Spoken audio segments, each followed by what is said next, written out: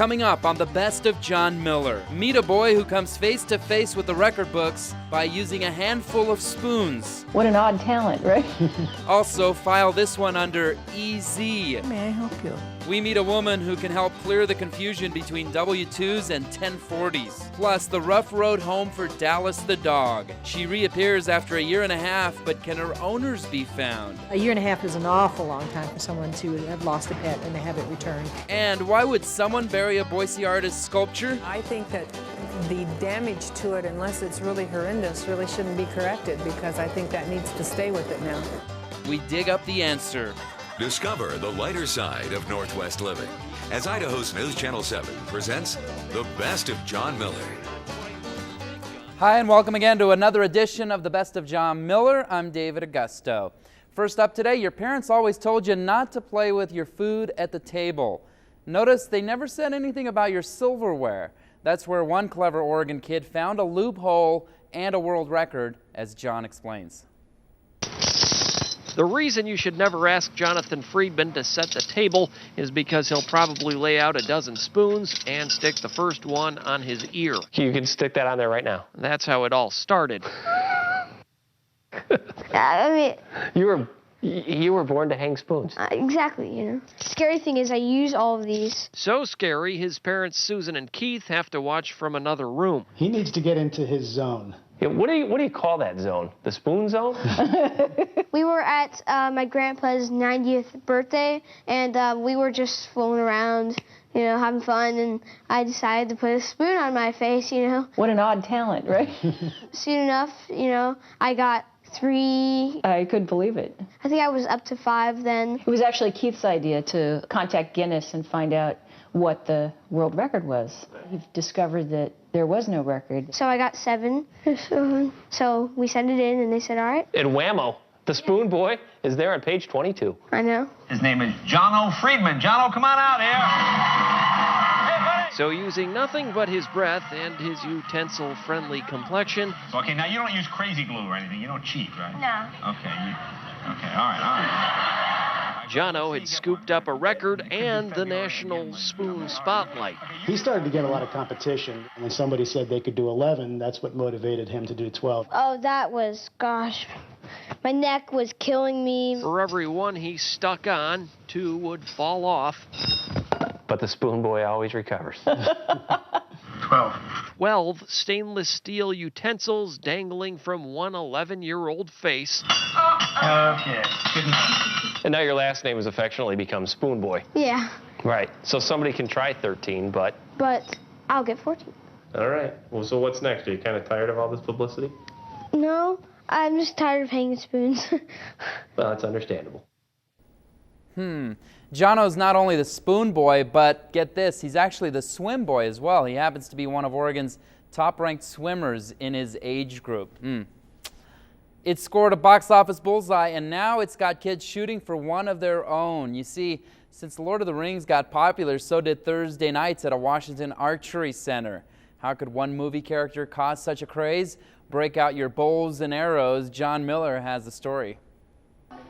Whether they're dead-eye archers, Bullseye! or they're starting a little less lethally, or a lot less lethally. Man, don't hurt anybody. Kids like Desmond Johnson, Caitlin Wiseman, and Dayton Newell have one thing in common, even at the ripe old age of 7. No, not 7, 8. the tie that binds their new love for the bow is Lord of the Rings. You probably know that movie, huh? Yes. You've seen Lord of the Rings a total of how many times? 5, 10, around 20. I don't know, but I'm a big fan. When did you decide that you wanted to shoot bows and arrows? December? Right after episode 3. Yep. Just like that. Who's the hero of this place, would you say? What was his name? Legos? Come on, Ghibli. Legolas. Yeah, definitely. It's fascinating how good he is with the bow. Apparently, he's the hero. He's the reason we're standing room only here, huh? Yes. On Thursdays. And let go. Yeah, that's the way you do it. Ron Osborne says kids like Desmond and Caitlin have become regulars at Olympic archery since seeing the movie, even if their admiration often outflies their arrows. Okay, load it up again. Of course, at this rate, 4-year-old Brandon McMullen and his 2-year-old sister Abby will be experts by the 4th sequel. Oh, nice try. All the kids have just taken to it like a duck to water. Teaches them hand-eye coordination, discipline. Even Desmond was becoming a dead eye by the time we left. Yeah. Now you're kind of like Legolas yourself, huh? Yeah. But it was kind of a disappointment when I read in a magazine. The effects were just added by a computer. So the guy doesn't even really shoot the bow and arrow. No. So you could technically be better than Legolas. Yeah. Who knew one movie could do this, huh? That's for sure. I'm done. You done? Yeah. Are you sure? No. No? Okay. One little sidebar, no eyes were put out during the taping of that story. Now, free lessons on Thursday nights got so popular they had to start offering them on Tuesdays as well. Back in 2000, Boise scored another starring role on the silver screen. This time, Bill Murray, one of my favorites, is the big name tied to this film. John stopped in for a look at the production. Looks like we're going to have a little silver screen action in Boise now, huh? That's right. Unfortunately, there's little we can tell you about this big movie set in the little city of Boise, mainly because it's being shot in the big country of Canada. Boise and Chris Crookham coordinated what part of the film was shot in Boise. We shot what's called second unit shots, scenic shots of Boise area, specifically the Capitol building. They loved the Capitol building. Really? Hoff building. And some shots down Capitol Boulevard, and a helicopter landing at St. Al's. The comedy called Speaking of Sex, starring, believe it or not, Bill Murray and Laura Flynn Boyle, is, according to our internet search, about a female marriage counselor and a male depression expert trying to solve the marital problems of a troubled couple. I was told there's just one potato joke in the film. Is it a good potato joke? I'm not too sure about that. Chris is sure you'll see some Boise license plates and Boise landmarks in the film, which made us try to recall Boise's other relatively recent big screen appearances. I hope she's a good driver. On short notice here, we came up with Richard Pryor in Moving, where I think he drives a moving van down Capitol Boulevard. Correct. And then the unforgettable scene from the sort of forgettable movie, Ghost Dad. Correct, that was shot here as well. People will recognize the Lucky Peak Bridge in that one with the taxi cab going over.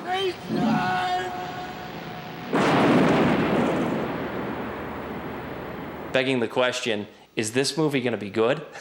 You know, I'm not too sure. It'll be fun to see, you know, the Capitol Dome, 10, 20 feet up in the air on the big screen. Yeah. It'll be kind of cool. So is it too early, Chris, to ask you for a little review of the movie? How many stars are you giving this one? Oh, boy. You know what? I'm going to give it 2 thumbs up. What the heck? We were able to find just a handful of reviews for this movie. One reviewer called it pure fun with over-the-top performances. However, another called it wretched, one of the worst comedies he had ever seen. The film was shot primarily in Calgary because production costs up there in Canada are a lot cheaper.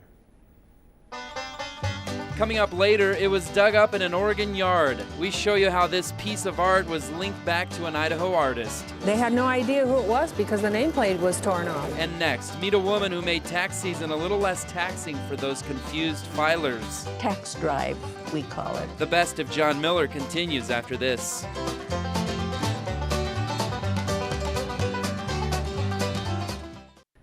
Welcome back, everybody. Well, are you drowning in a tax nightmare every April? Yeah.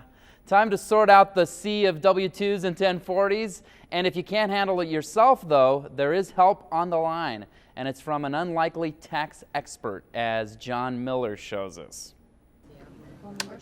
Idaho Tax Commission, may I help you?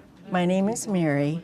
Mary Van Den Acker, who doesn't mind saying, May I help you? 132 times a day. May I help you? May I help you? May I help you? No, that's okay. Anyone here can help you. But everyone wants to talk to Mary. She's wonderful. She's also retired. Oh, sure, I'm 72. And wise to the way we hate this time of year. Tax drive, we call it. So when people call in a panic wondering which form should they use if they've moved out of state, Mary tells them it's okay. Everything's going to be all right. I just think it's been fun to see if I can still do it. at my age. So for dinglings like me who don't know what they're doing, there is help at the end of the line, huh? Sure. If I say, hey, Mary, I moved to Guam, I got a tax form, you'll zing that out to me, huh? Yeah. Okay, Mary. Form 3903, what's that one? 3903? Yeah. That's moving expense. 2441? Child care. What's the best part of this? I mean, for most people, this is a headache. For you, this is retirement. Well, You're a rare breed, Mary. Thank you. How's Mary to work next to? She's great. Yeah. She's absolutely great. You. Idaho Tax Commission.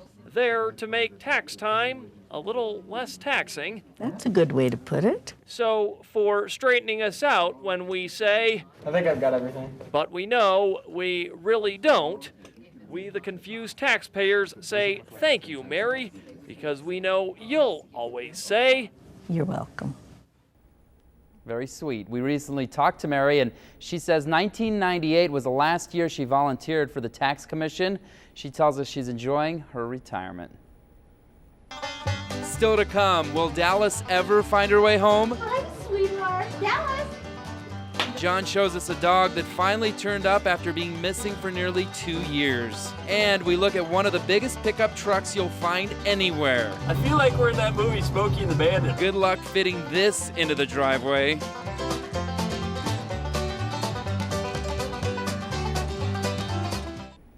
Hi again, everybody. Well, just when you thought the vehicles we drive couldn't possibly get any bigger, along comes a truck so big, John was actually afraid to drive it.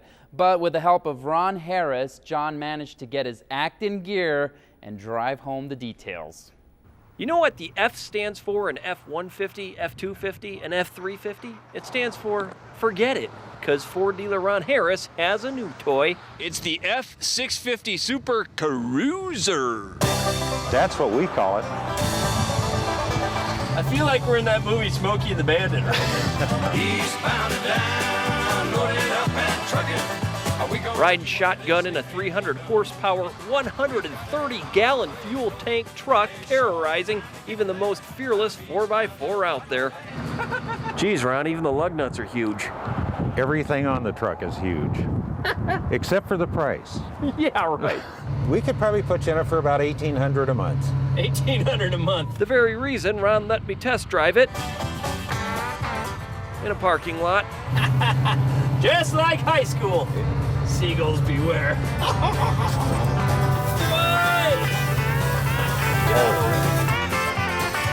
Not too shabby. That'd be great for a guy that's retired with a big fifth wheel. And a big wallet. And a big wallet. What's the cost on it? About 86 grand. For which Ron will throw in the air horn, a 6 CD changer, even a flip-down TV. With your 86 grand, you do get a Nintendo. Not bad. But Ron, I don't even have my CDL. I just got the regularly old wimpy one. Well, this one's a little under what you need for a CDL. Okay. Anybody can drive it. For the low, low price of $86,000. Well, if we just throw out the mortgage, we'll just live in it. That's right.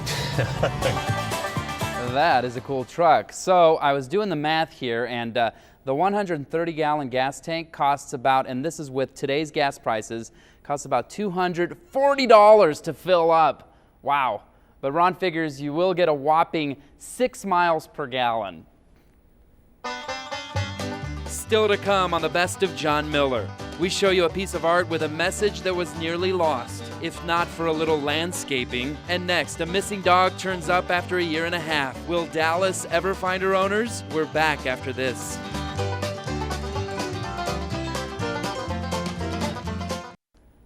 Could puppy love stand the test of time and distance? Well, the Green family was certainly losing hope since their dog Dallas disappeared, but as John shows us, an incredible set of circumstances set up a very happy ending.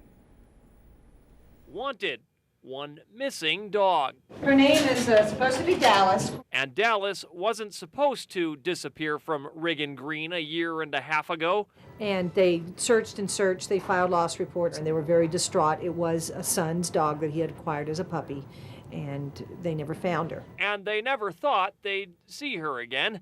They never thought after 1.5 years she'd show up at this fire station 20 miles away. Was it the call of the wild? or was it nature calling? Either way, the folks at the firehouse called the folks at the Humane Society, who found a lonely dog who certainly looks like Dallas, well-fed, and still wearing his owner's tags. And we see a lot of people get their pets back that have been missing for a long time, but a year and a half is an awful long time for someone to have lost a pet and to have it returned. All they could do was tie on a yellow ribbon. Like the yellow ribbon around the old oak tree. Hoping after a year and a half, Dallas would still remember her family. Are you a little nervous? Little. Yeah. Can't wait to see her though. Dallas? Come on. Hi, sweetheart. Dallas? She probably won't know her name. Hi, sweetie. Is it her? It certainly looks like her. It's a fat Dallas. A fat and perhaps confused Dallas, but after a moment, a very happy Dallas. How are you? I missed you so much. We didn't believe we'd get her back. No. Thought she was gone for good. Now she's back for good. The Greens say they're thankful and forgiving, altogether unsure about her recent past, but very sure about her future on a steady diet and a shorter leash. Whoever took care of her, thank you. We just figured somebody needed her more than we did at the moment, I guess. Well, keep that leash on her. Oh, yeah, definitely. She's so cute. Well, that story is a reason why the Humane Society officials ask you to report any lost or found pet. Even if you find an animal you think is a stray, there's a good chance someone is looking for it. Also, keep those tags up to date. Still to come, the mystery of the buried sculpture. We know it was done by an artist who now lives in Boise, Idaho. John has the incredible details of this historically important find that's deeply touched everyone involved.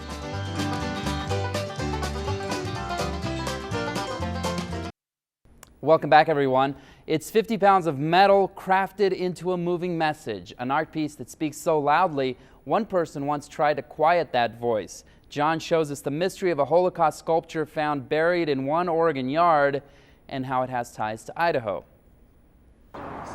Ann Cook can hardly believe it was buried in her Beaverton, Oregon backyard. You're looking at a two-piece sculpture of a mother and child who are being torn apart by large hands made of barbed wire. A haunting image of the Holocaust, prompting so many questions, the Cooks created a website asking for answers. We know it was done by an artist who now lives in Boise, Idaho. They had no idea who it was because the nameplate was torn off.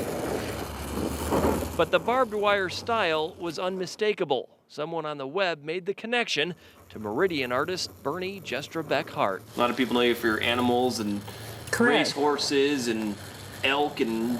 Yeah, and very realistic, and not too many know me for people or doing something from my heart. But you did once. You bet. And that's the one that got buried. I made it to be donated, to be seen by people, to see what hate does to people. Bernie did, in fact, donate it to a Portland museum years ago. And never really got any confirmation that it arrived there, but trusted that it had. Exactly when, why, and how it ended up here is still unclear. In fact, no one had really realized it was missing until it was found.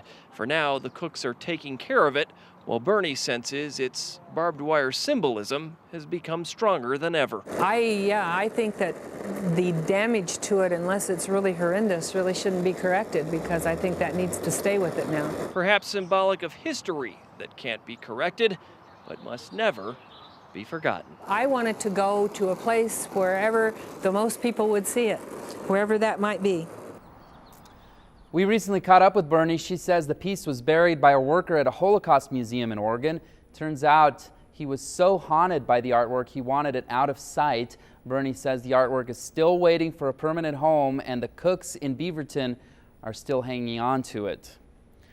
While Joni Chafin loves to help people in need, she doesn't love to talk about it, especially on camera. But after her latest random act of kindness, the Boise waitress cut a deal with John Miller. Her words for your action. One bike for every kid at Farmway Village. Now that might be a tall order. What are you gonna have? Leave it to waitress Joni Chaffin to fill the bill. I just started saying I'm looking for some bicycles I guess I've been blessed with a big mouth. And combined with her big heart, there's really no arguing at Jim's coffee shop. I just told people, you know, if you want to eat, give me a bike. But within a matter of 2 weeks, I had over 21 bicycles. And thanks to her so-called chain reaction, Joni's got kids pedaling all over Farmway Village. What do you think of that? Oh, that's great, because that doesn't happen that much. Doesn't happen around here, huh? Yeah. That's why Jose Alfaro's thankful to have a bike, and so is Jose Espinoza. Because I think it's pretty nice of her to do that for all these people. But why? Why not? Joni simply says she knows what it's like to grow up in their shoes without wheels. You've been there before. Yeah, and I don't forget it. So she gives a little back and simply suggests once in a while we all do the same. Just help somebody today, make a difference, make somebody smile. That said, Would you rather we just turn off the camera and... It's time to cut it. oh, just one more thing. Thank you. Thank you for giving me the bike. Joni says after lots of people also donated their help, it only cost $78 to get all 21 bikes in shape. The bikes were given to kids who have been working the hardest in school. Well, that'll do it for this time around. Thanks for joining me. We'll see you back here next week as we look at more of the best of John Miller. Cue up the banjo music. Idaho! How's it going? She is cheating. Oh, man. Revenge is sweet. I'd say the odds of that happening with me are pretty much 0. Okay, 1% chance. Oh, jeez. You gotta be a little bit brave.